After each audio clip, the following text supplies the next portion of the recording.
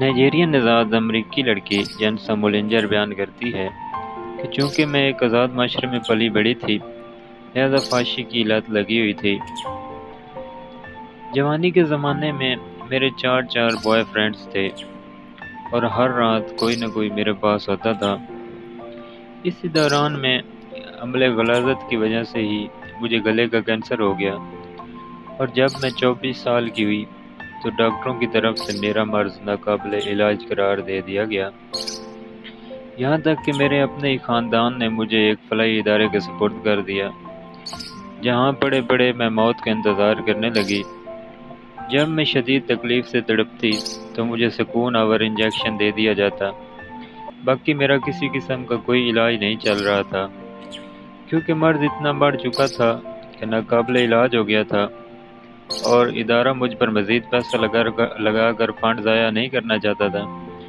اس ادارے میں رہتے ہوئے میں نے اپنے تمام دوست احباب اور بوائے فرینڈ سے مدد طلب کی، مگر جب سب کو یقین ہو گیا کہ میں زندگی کے آخری کنارے پر پہنچ چکی ہوں، جہاں سے واپسی کی کوئی امید نہیں، بس موت کی آمد کا انتظار ہے، میں روتی اور تڑپتی، مگر چونکہ میں اب کسی کے کام کی نہیں تھی، لہذا انہوں نے میری کسی بھی قسم کی مدد کرنے سے انکار کر دیا، یہاں تک کہ میرے بلانے کے باوجود فقط میری دل جوئی کرنے کی خاطر بھی وہ لوگ میرے پاس آنے کے لیے تیار نہ تھے۔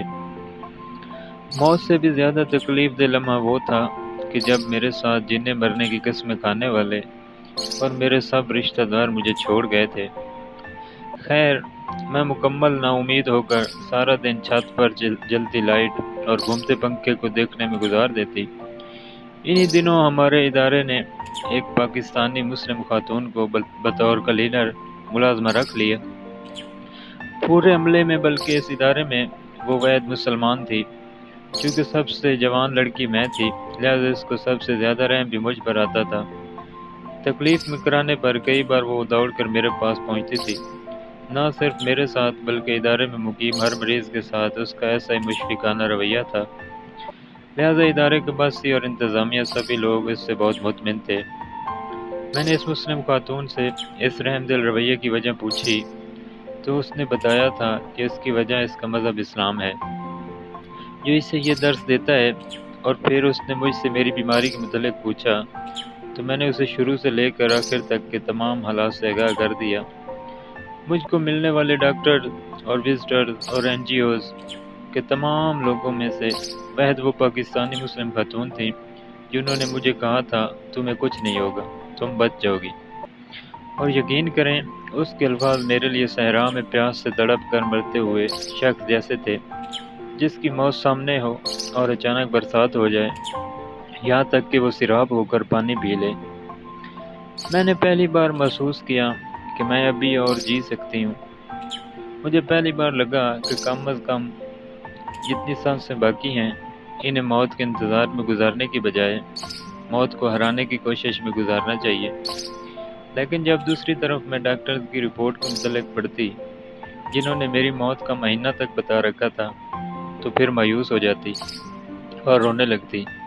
خیر، اس پاکستانی خاتون نے مجھے اسلام کے متعلق بتانا شروع کیا اور ایک صحابی رسول صلی اللہ علیہ وآلہ وسلم کے بارے میں بتایا کہ حضرت واصلہ بن اسقع رضی اللہ تعالیٰ عنہ بیان کرتے ہیں کہ ایک شخص نے حضور اکرم صلی اللہ علیہ وآلہ وسلم کی بارگاہ میں اپنے گلے میں تکلیف کی شکایت کی تو آپ صلی اللہ علیہ وآلہ وسلم نے فرمایا اپنے اوپر قرآن مجید کی تلاوت کو لازم کر لو، گلے کی تکلیف جاتی رہے گی۔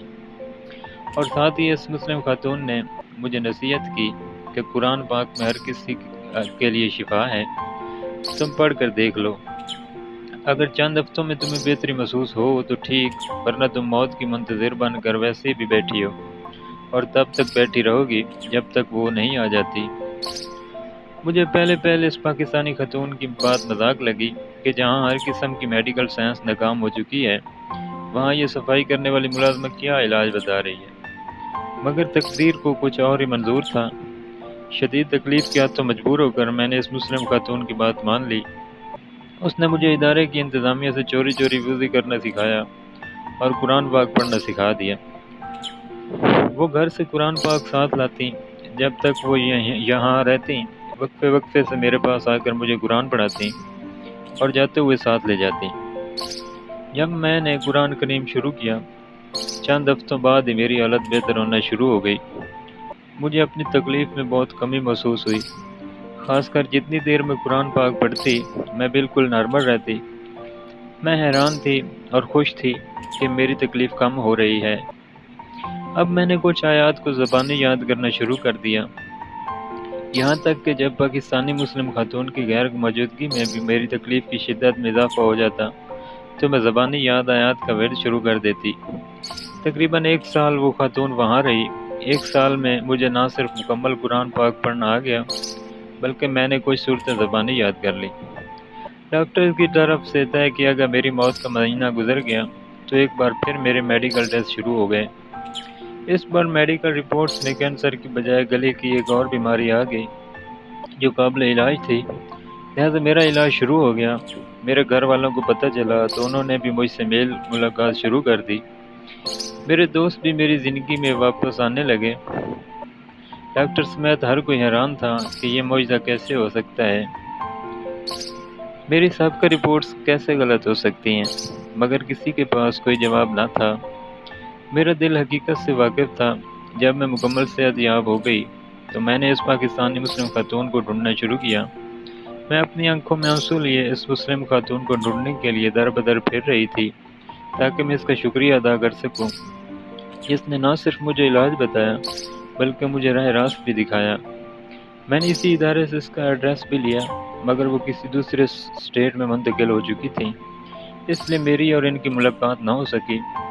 میں نے قرآن کا معجزہ اپنی آنکھوں سے دیکھ لیا تھا۔ اب مجھے یقین ہو گیا تھا کہ اسلام ہی سچا دین ہے اور جو قوانین اسلام نے انسانیت کے لیے بنائے ہیں انہی پر عمل کرنے میں انسانیت کی فلاح ہے۔ میں نے قطر کے ایک اسلامک سینٹر میں جا کر اسلام قبول کیا۔ میں زاروں قطار رو رہی تھی، میرے آنسو تھے کہ تھمنے کا نام ہی نہیں لے رہے تھے۔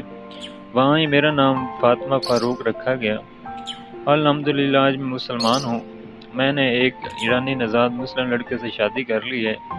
میں اور میرا شوہر سعودی عرب منتقل ہو چکے ہیں اور یہاں ہم نے اپنی کمپنی بنا لی ہے۔ میں آج بھی اس پاکستانی خاتون کے لیے دعا گو ہوں اور میرا ماننا ہے کہ راہ ہدایت کی طرف آنے میں اس کا بہت بڑا ہاتھ ہے۔ ناظرین، دین حق کا مل جانا اللہ کا خاص کرم ہے۔